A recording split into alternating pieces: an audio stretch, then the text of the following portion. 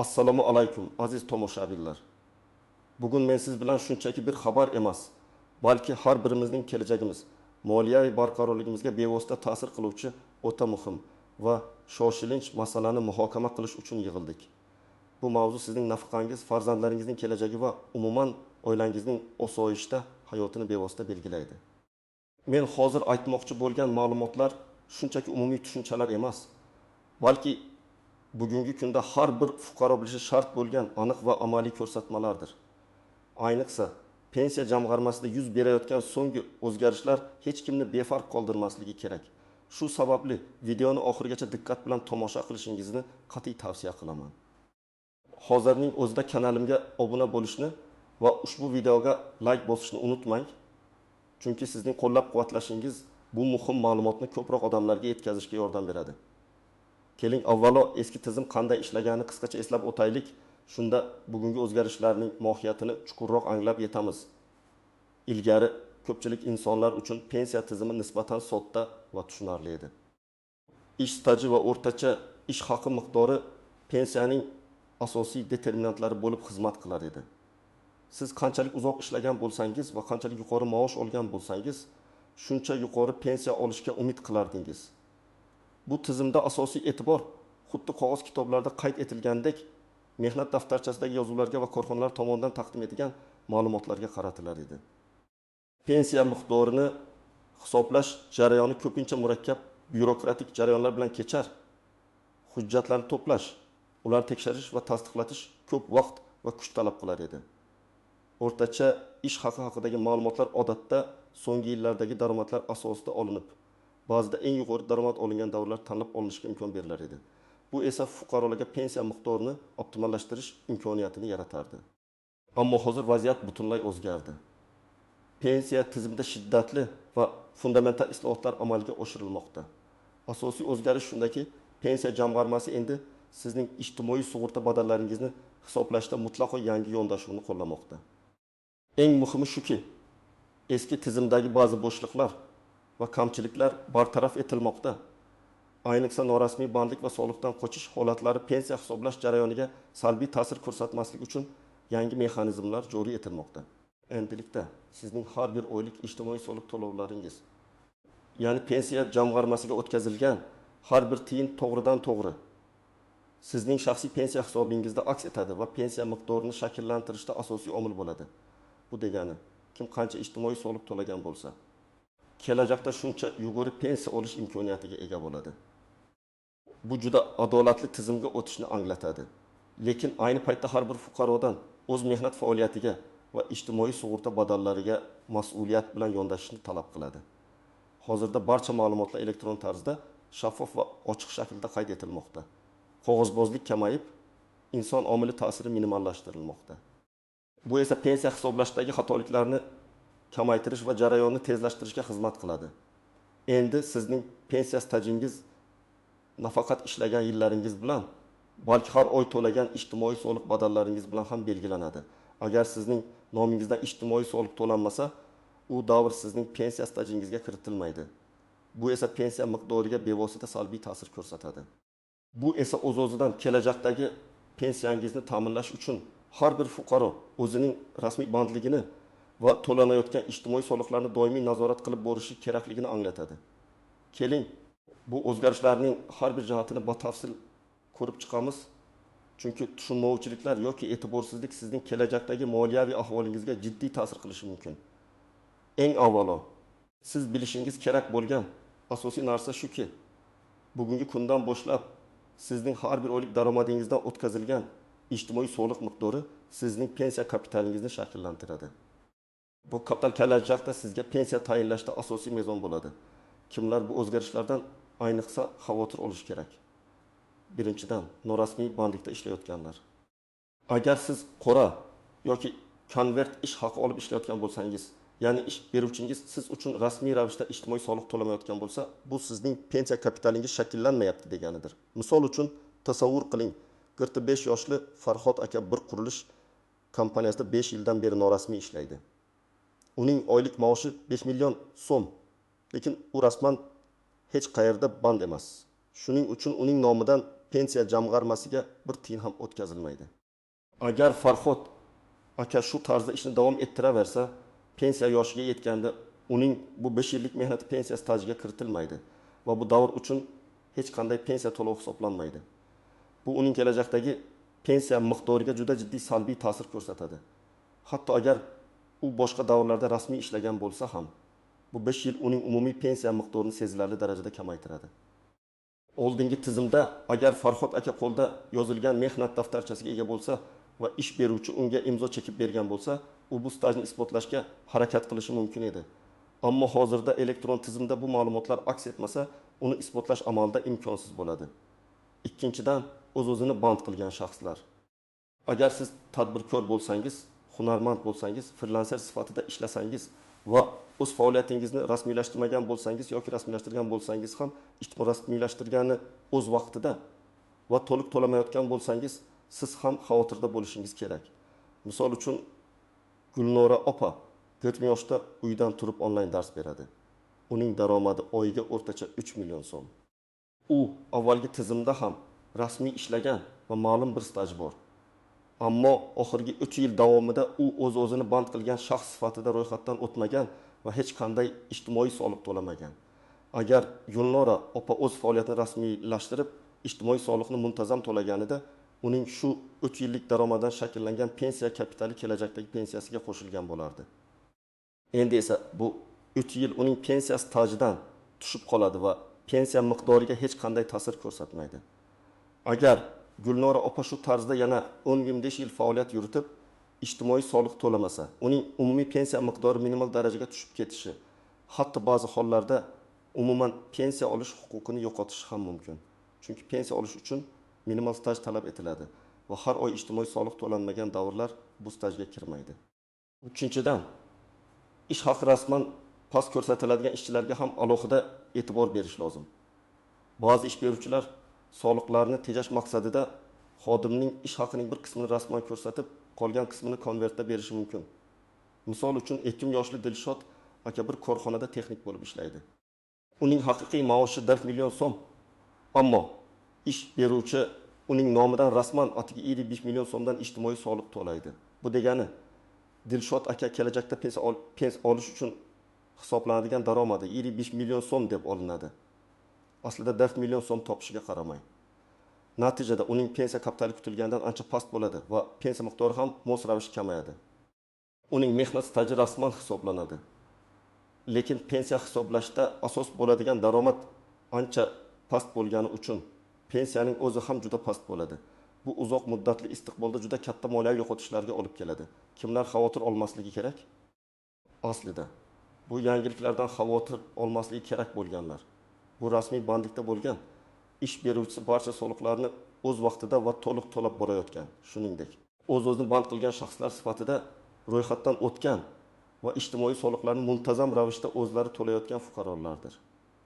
Agar siz doimiy ravishda rasmiy ishda ishlasangiz, mehnat shartnomasi asosida faoliyat yuritib, ish haqingizdan barcha majburiy to'lovlar, shu jumladan ijtimoiy soliqlar ham to'g'ri va to'liq ravishda pensiya jamg'armasiga o'tkazilayotgan bo'lsa, sizning pensiya kapitalingiz barqaror shakllanib boradi. Shuningdek, davlat budjetidan moliyalashtiriladigan byudjet tashkilotlarida ishlaydiganlar ham ushbu tizim doirasida himoyalangan. Chunki ularning barcha ijtimoiy to'lovlari davlat tomonidan markazlashgan holda amalga oshiriladi. Eng muhimi shundaki, siz o'zingizning shaxsiy kabinetingiz orqali yoki pensiya jamg'armasi filiallariga murojaat qilib, to'langan ijtimoiy soliqlar haqidagi ma'lumotlarni muntazam ravishda tekshirib borishingiz mumkin. Bu sizga o'z pensiya kapitalingizning holatidan xabardor bo'lish va ehtimoliy xatoliklarning oldini olish imkoniyatini beradi. Pensiya tizimidagi har qanday yirik islohotda bo'lgani kabi, bu yerda ham ba'zi istisnolar, e'tibordan chetda qolishi mumkin bo'lgan tuzoqlar va ko'pchilik bilmaydigan nozik nuanslar mavjud. Ularni bilish sizni ko'plab muammolardan himoya qilishi mumkin. Birinchidan, vaqtinchalik mehnatga layoqatsizlik davrlari va homiladorlik va tug'ish nafaqalari. Agar siz vaqtincha mehnatga layoqatsiz bo'lib, kasallik varaqasi olgan bo'lsangiz yoki homiladorlik va tug'ish ta'tilida bo'lgan bo'lsangiz, bu davrlar ham pensiya stajiga kiritiladi. Bu davrlar uchun pensiya jamg'armasiga to'lovlar to'g'ridan to'g'ri ijtimoiy nafaqalardan kelib chiqqan holda amalga oshiriladi. Ya'ni bu sizning pensiya huquqlaringizga salbiy ta'sir ko'rsatmaydi. Misol uchun 30 yoshli Aziza opaning ikkinchi farzandi tug'ilganda u 4 oy homiladorlik va tug'ish ta'tilida bo'ldi. Bu davrda u ishlamagan bo'lsa ham uning pensiya stajiga ushbu 4 oy qo'shiladi va kelajakdagi pensiyasi hisoblashda inobatga olinadi. Chunki bu davr uchun tegishli to'lovlar pensiya jamg'armasiga amalga oshiriladi. Bu juda muhim nuans, ayniqsa ayollar uchun. Ikkinchidan, bola parvarishlash ta'tili. Bu ham juda muhim masala. Bola parvarishlash ta'tilida bo'lgan ayollar uchun staj hisoblashda o'ziga xos qoidalar mavjud. Qonunchilikka ko'ra, bola 3 yoshga to'lgunga qadar bo'lgan davrning ma'lum bir qismi odatda 3 yilgacha pensiya stajiga kiritilishi mumkin. Biroq bu avtomatik ravishda emas, balki ba'zi shartlarga bog'liq bo'lishi mumkin. Ya'ni agar siz uzoq muddatli bola parvarishlash ta'tilida bo'lsangiz, bu davrning barchasi to'liq pensiya stajiga kiritilmasligi mumkin. Shu bois ta'tilga chiqishdan oldin yoki ta'til davomida pensiya jamg'armasiga murojaat qilib, aniq ma'lumot olishi zarur. Bu juda muhim. Chunki ko'pchilik ayollar bu nuansni bilmaydilar va kelajakda staj yetishmasligi muammosiga duch kelishlari mumkin. Uchinchidan, tadbirkorlik faoliyatidagi uzilishlar va minimum to'lovlar. Agar siz yakka tartibdagi tadbirkor bo'lsangiz, vaqti bilan faoliyatingizni to'xtatib qo'yishingiz yoki daromadingiz kamayishi mumkin. Agar siz ijtimoiy soliqni minimal miqdorda to'lasangiz, bu sizning stajingizga kiritiladi. Ammo pensiya kapitali minimal darajada shakllanadi. Agar faoliyat butunlay to'xtatilsa va soliqlar to'lanmasa, u davr stajga kiritilmaydi. Masalan, 25 yoshli Jamila opa o'zining kichik tikuvchilik sexini ishlatadi. U o'z-o'zini band qilgan shaxs sifatida ro'yxatdan o'tgan. Ba'zan ish kamayadi, ba'zan esa ko'p bo'ladi. U ijtimoiy soliqni muntazam to'lashga harakat qiladi, lekin ba'zi oylarda minimal miqdorda to'lab qo'yadi, chunki daromadi yetmaydi. Bu holatda uning staji uzilmaydi, ammo uning pensiya kapitali faqat minimal to'lovlar asosida shakllanganligi sababli pensiya miqdori ham uncha yuqori bo'lmaydi. Ya'ni staj bor, ammo pensiya miqdori past. Bu kabi holatlarda imkoni bo'lsa, soliq to'lovlarini oshirish imkoniyatlarini ko'rib chiqish maqsadga muvofiqdir. 4-dan, pensiya jamg'armasining xatolar yoki ma'lumotlar bazasidagi nosozliklar. Garchi tizim avtomatlashtirilgan bo'lsa-da, inson omili ta'sirida yoki texnik nosozliklar tufayli ma'lumotlar bazasida xatolar yuzaga kelishi mumkin. Misol uchun, sizning ish beruvchingiz ijtimoiy soliqni to'lagan bo'lishi mumkin. Ammo bu ma'lumot pensiya jamg'armasining elektron bazasiga to'g'ri aks etmay qolishi ehtimoli mavjud. Bu ayniqsa yangi ish boshlagan yoki ish joyini o'zgartirganlar uchun muhim. Shu bois har bir fuqaro o'zining shaxsiy pensiya hisob varag'ini muntazam ravishda tekshirib turishi juda muhimdir. Agar biror nomuvofiqlikni aniqlasangiz, zudlik bilan tegishli choralarni ko'rishingiz kerak. Bu holatda sizda soliq to'lovlari haqida bankdan olingan ma'lumotnoma yoki ish beruvchidan olingan hujjatlar bo'lishi kerak. Bu kabi hujjatlar sizning huquqlaringizni himoya qilishda asos bo'ladi. Aziz do'stlar, endi eng muhim qismga o'tamiz: amaliy harakatlar. Yuqorida aytilganlarning barchasi shunchaki ma'lumot bo'lib qolmasligi uchun men sizga aniq qadam-baqadam ko'rsatmalarni beraman. 1. O'z pensiya hisobingizni muntazam tekshiring. Bu siz qilishingiz kerak bo'lgan eng birinchi va eng muhim qadamdir. Qanday qilib? Elektron shaklda. O'zbekiston Respublikasi hukumatining yagona interaktiv davlat xizmatlari portali my.gov.uz orqali shaxsiy kabinetingizga kiring.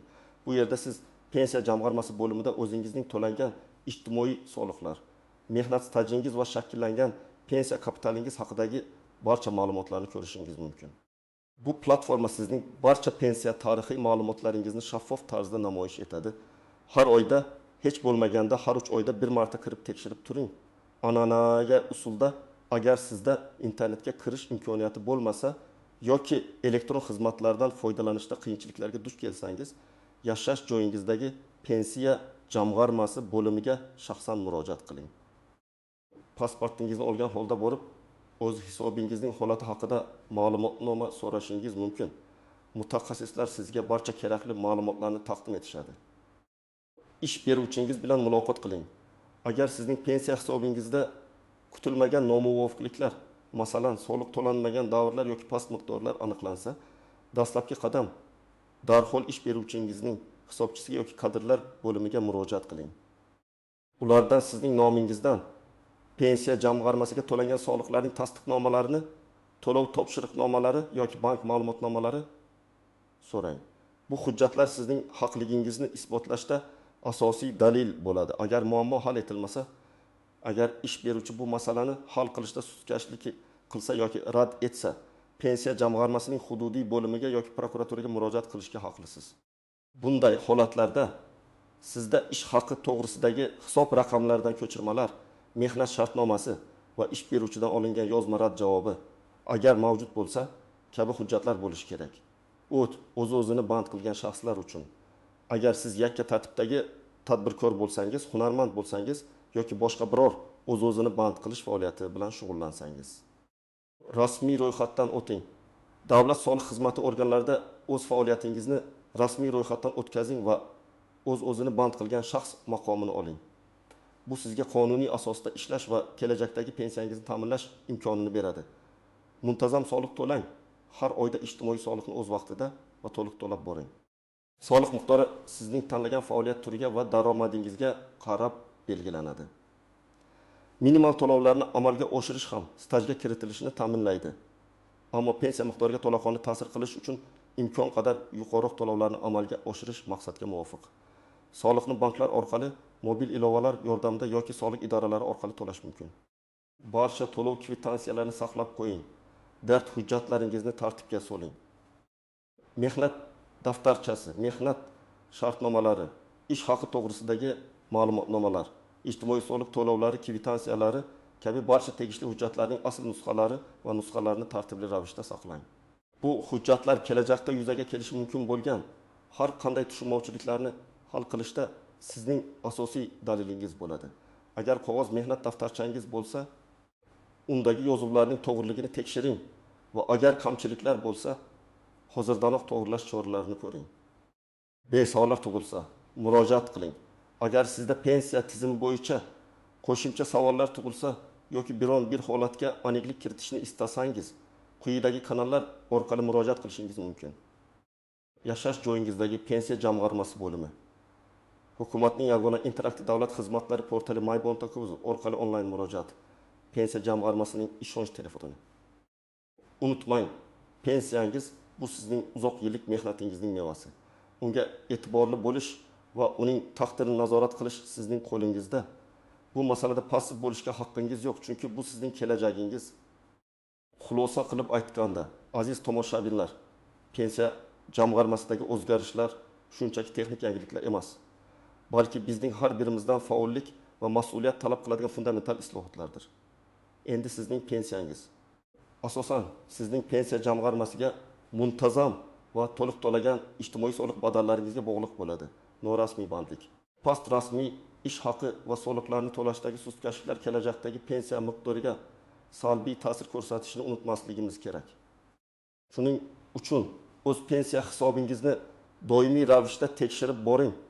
Ish beruvchingiz bilan muloqotda bo'ling, barcha hujjatlaringizni tartibga soling va o'z-o'zini band qilgan bo'lsangiz, faoliyatingizni rasmiylashtirib, soliq to'lovlarini unutmang. Bu sizning shaxsiy moliyaviy xavfsizligingizni ta'minlashning garovidir.